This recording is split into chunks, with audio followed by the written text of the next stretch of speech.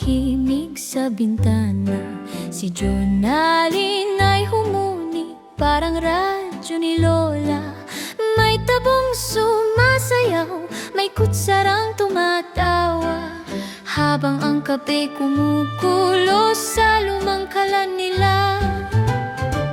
Nakapitik ang daliri, may ngiti sa labi niya. Sinuklay ang umaga sa buhok na mahaba, sa salamin ay kumindat, sabay sabing ay naku na. Pagkat si Mr. A tulog pa't humihilik pa.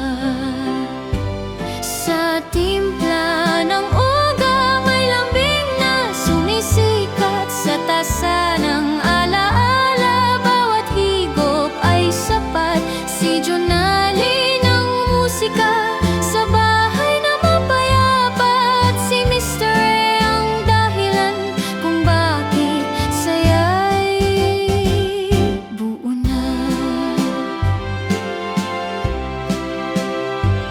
Tinapay na medyo sunog, ngayon naging espesyal. Sa mantikili ang pahid niya, para bang piyesta sa lamesa. May medyas na nawawala, sapatos ay di magkapareha. Ngunit tawa lang sigiliw, uso raw yan sa Europa. Sa may bintana'y halaman, kausap niya isa-isa.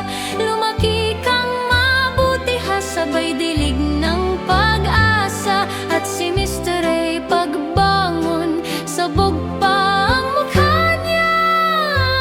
Ngunit nangiti rin agad nang makita ang prinsesa.